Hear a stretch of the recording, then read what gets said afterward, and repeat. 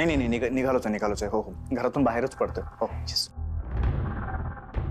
ए आई, आता काहीच नको. पण दादांच्या फोनचं लोकेशन कळलंय. हो हा, स्वतः मला लवकर निघायला हवं. बरं. सॉरी, तुझ्या चहाचा अपमान नको म्हणून. गरम आहे. राहू दे. एक घोट प्यायला तर असू दे. राहू देते मी बघते. तू मला कळव फक्त काय होते. हो आई, टेन्शन नको घेऊ. अशी होत.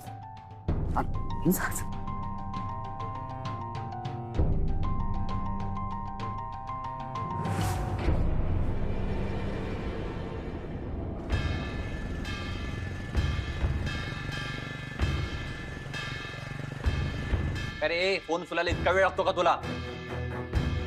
रावसाहेबांबद्दल काय समजलं? अरे मग शोधा आणि सापडल्या सगळ्यात पहिला मला येऊन सांगायचं. आणि सारंगला यातलं काहीच कळता कामा नाही. कळलं का? निघा. तू आणि तुझे नेटवर्क नुसते उंटावरूनच छेड्या हाकत राहा. तिथे सारंगला रावदादांचं लोकेशन मिळालं सुद्धा. तो आतापर्यंत त्या ठिकाणी पोहोचला सुद्धा असेल. काय सांगितलं होतं ना त्याच्यासोबत जा म्हणून. तू आणि तुझा बाप. माझं ऐकायचंच नाही असं ठरवलंय का तुम्ही दोघांनी? सारंग, शी.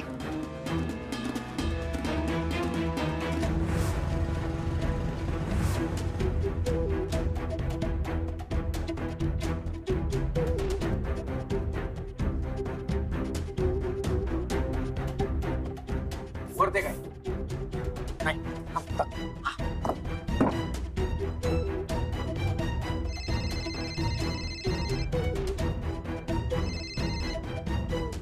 कट केला म्हणजे दादांना शोधून काढायचं क्रेडिट ह्याला एकट्याला घ्यायचंय. असं कसं मित्रा?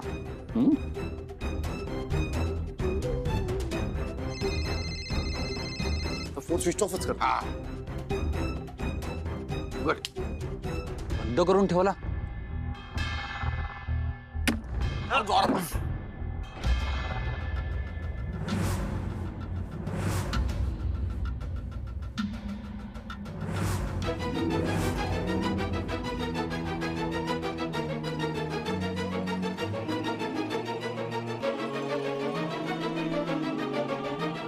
इकडे पुढं अजून काहीतरी दिसतंय. पप्या ये दमा ना भाऊ.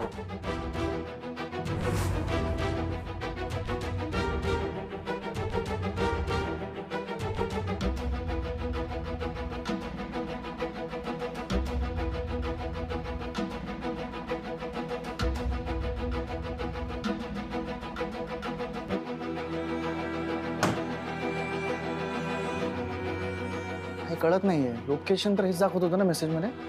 अरे इकडनंच तो मेसेज सेंड केलाय. आता पण लोकेशन हेच दाखवतंय.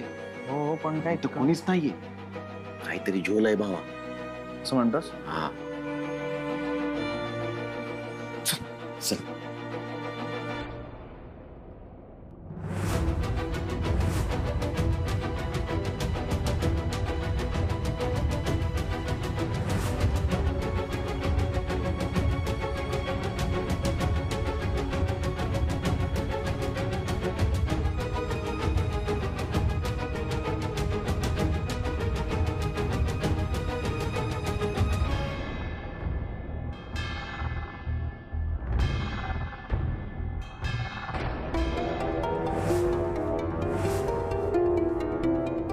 कोण आहेस तू? मी तुला ओळखतो ना. बोलत का नाहीस तू? बोलत नाहीस याचा अर्थ मी तुला ओळखतो. आणि मी तुला ओळखतो म्हणजे तुला माहिती आहे रावसाहेब काय ते. सोड त्याला.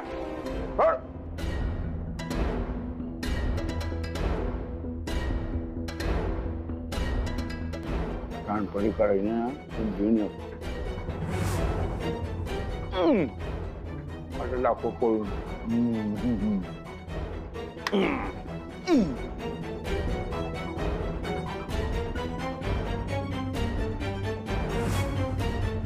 कोण होता तो? कोण होता तो? अरे लेका हवा होती. हवा बुरून उडून गेली.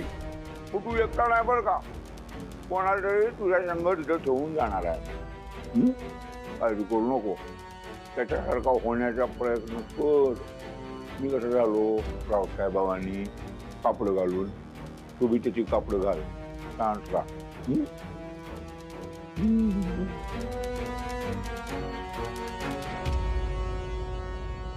घरी नक्कीच काहीतरी घडलं असणार आहे, पण हे मला काही सांगतच नाहीये. हा, मला पण असंच वाटतंय की काहीतरी घडलंय, पण ते आपल्यालाच सांगत. मुक्ते, हा तू ना उगालही काही विचार करू राहिली. या भक्तीला नाही अक्कल. हलत्या सलत्या शंका घेते आणि अजून टेन्शन वाढवते. पप्या यार मगाशी मी फोन स्विच ऑफ केला होता. मुक्ता नक्कीच मला ट्राय करत असणार. सारंग भावा, माझा ऐकणार असेल ना तर तो फोन बंदच राहू दे. काय आहे, तू आधीच एवढा टेन्शन मध्ये आहेस, तुझ्या आवाजावरून लगेच ओळखन ती. नाही राईट, बरोबर बोलतोस तू पप्या. पण हे बघ, तू काळजी करू नकोस. मी माझ्या आवाजावरून तिला माझी मनस्थिती कळू देणार नाही.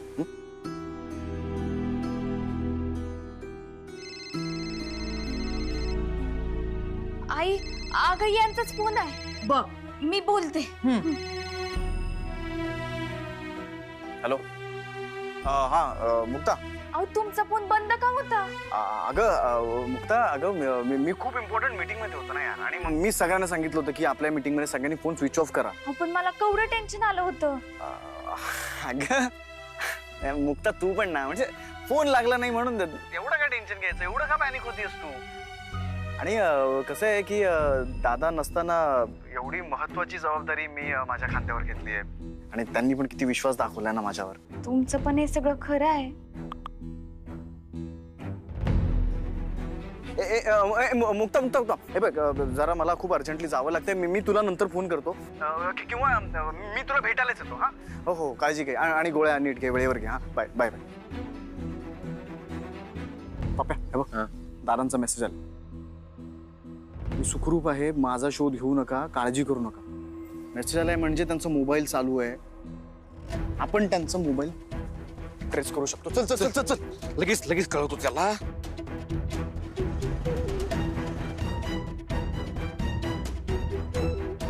मी सुखरूप आहे, माझी काळजी करू नका.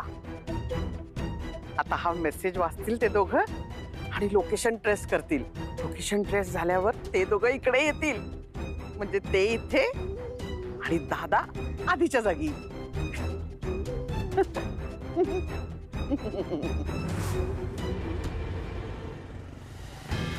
आलंय, हेच लोकेशन आहे म्हणतंय ते, काही दिसत नाही.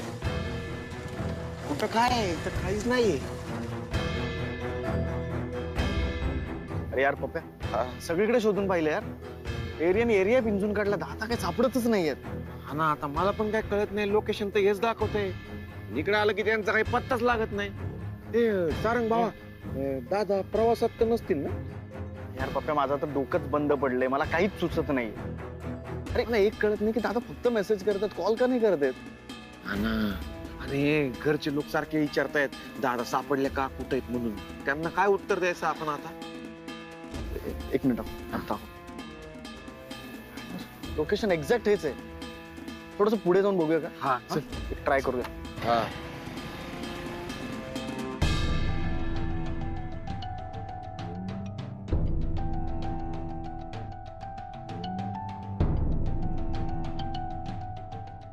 सारंग बी बापावानी जिद्दी आहे. रावसाहेबाला घेऊन येणार म्हणजे येणारच, खात्री आहे माझी. ऐकलंस ना, आता सारंग घरासमोर रावदादांसमोर हिरो बनणार आणि तू नुसता बडबडत राहा पोपटासारखा. मला ना तसंच वाटतंय. तो एकटा नाही येणार, येताना यांना बरोबर घेऊनच येईल. अगं पण मी काय कमी प्रयत्न केले होते का? सगळी सेटिंग केली होती, सगळीकडे माणसं पेरली होती. माझं नशीबच खोट आहे, त्याला मी काय करणार आहे?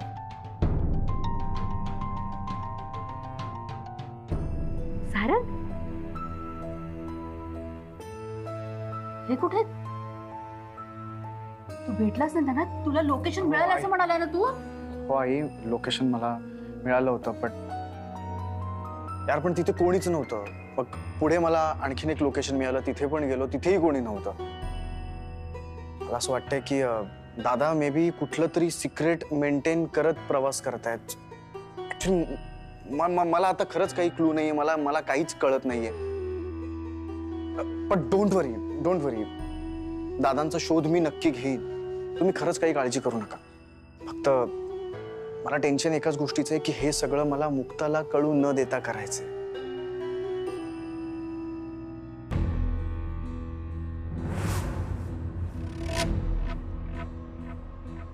वा सारंग वा, छान. मुक्ता नाही का जिने इस्टेटी मध्ये वाटा मागितला, जिच्याशी तू घटस्फोट घेणार होतास, त्या मुक्ताला का कळू द्यायचं नाहीये? आज जिच्यामुळे सगळं महाभारत घडतंय, तिची घराच्या वाईटावर टपलीये, तिचं मन राखलं जातंय, आणि इथं माझं काय? मी मरमर करतोय, दादांना शोधतोय, आणि तू साधी माझे फोन उचलत नाहीयेस. मी सांगते ना तो असा का वागतोय ते. अरे या घरातून त्याला शिकवण मिळालेली असणार. अगं काकी, अरे राव दादांना शोधण्याचं सगळं क्रेडिट या सारंगलाच मिळालं हवं, बाकी कुणालाच नाही. ए माधवी, अरे काय काय प्रसंग, काय तू बोलतेस काय? जाऊ दे ना काका, तुम्ही नका तळतळ करू.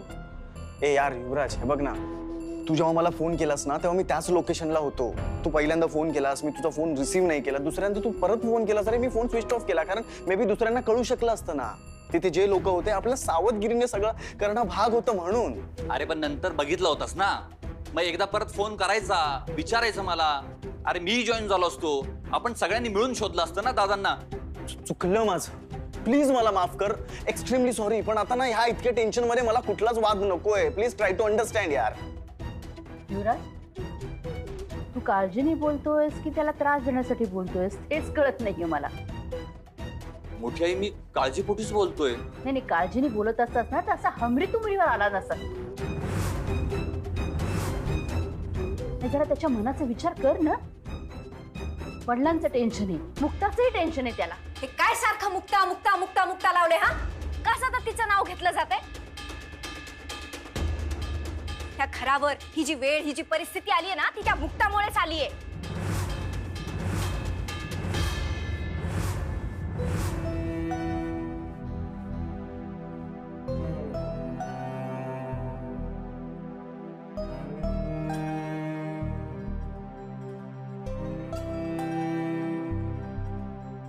थांब थांब थांब, एक नंबरची हट्टी पोरगी आहे तू. ऐकणार नाही, सांगून सांगून थकलो, मीच देतो. थांब, हे घे घे,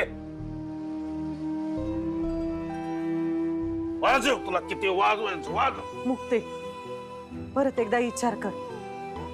अगं हाताला कायमची दुखापत होऊन बसल. आई अगं, विचार करायची वेळ निघून गेलीये. मी काय झालं तरी संबळ वाजवणार म्हणजे वाजवणार.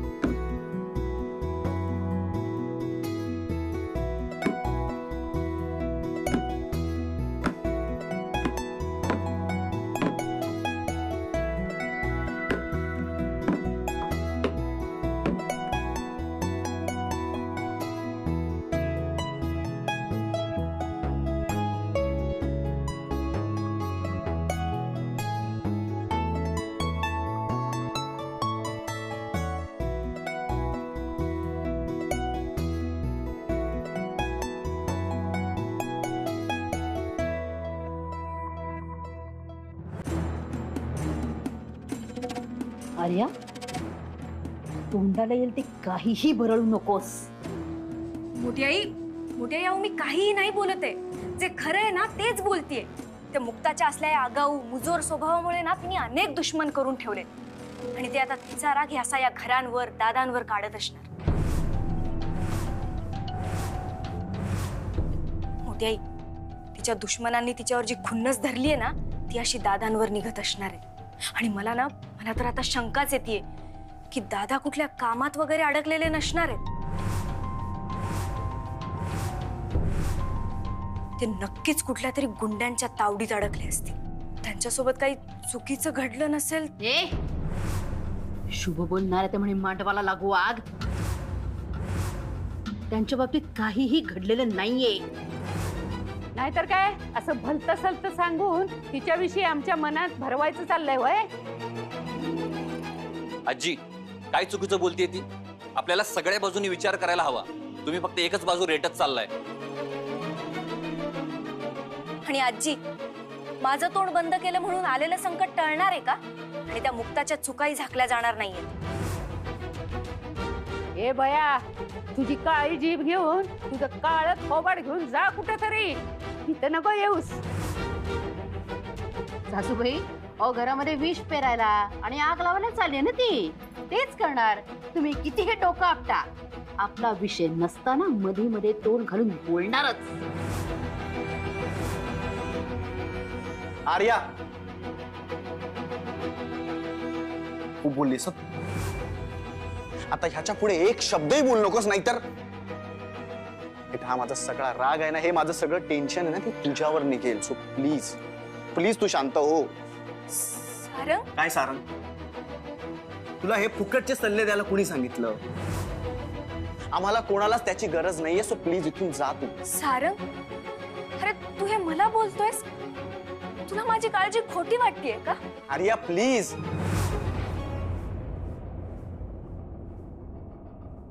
ठीक आहे, पण सारंग, एक दिवस येईल ज्या दिवशी तुला कळेल की आर्याची ना काळजी खोटी होती ना प्रेम.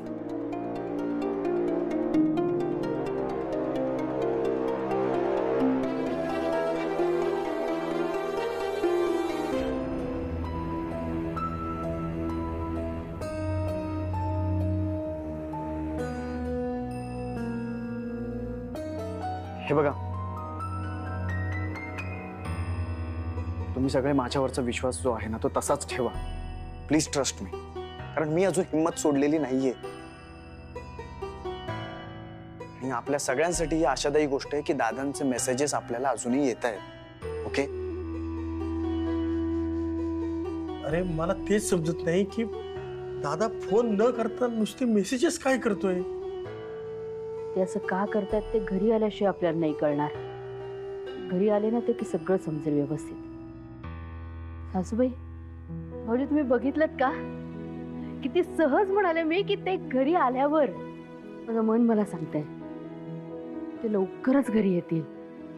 नक्की घरी येतील परत ते. हा सारंग? होय. देवी आई, आण त्यांना लवकर.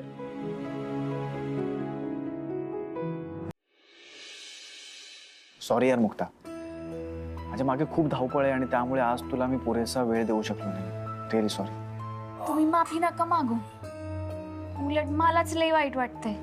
मी तुम्हाला एवढ्या वेळा फोन केला, प्रश्न विचारले आणि तुम्हाला उगाच त्रास दिला. पण काय झालं होतं सांगा ना. ते एक मिनिट. स्पर्धेच्या ऑर्गनायझर्सचा कॉल आहे. अहो मग स्पीकरवर टाका ना. टाका. हॅलो. हा सर बोला. नमस्कार. हा. स्पर्धेची तारीख निश्चित झाली आहे. उद्या स्पर्धा होतीये.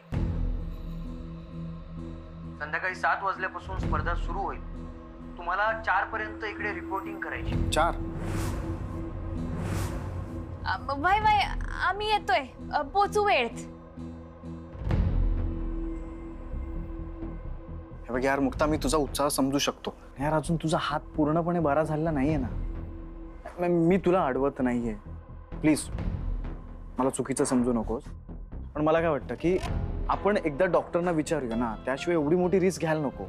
अहो पण जर ते नाही म्हणले तर आपण काय स्पर्धेला नाही जायचं का? आणि मी सांगते ना, मावा हात खरंच बरं झालाय. मला कळतंय तेवढं आता. आणि आता इथपर्यंत आल्यावर आता मागं नको हटायला. अण्णा तुम्ही सांगा ना. अगं ते माघार घ्यायला कुठं म्हणत आहेत? ते फक्त डॉक्टरकडे दाखवायला म्हणत आहेत ना. हॅलो. हां हां डॉक्टर, मी सारंग नगरकर बोलतोय. हां ते काय आहे की उद्या मुक्ताची स्पर्धा आहे आणि ती म्हणते की स्पर्धेत भाग घ्यायचा आहे.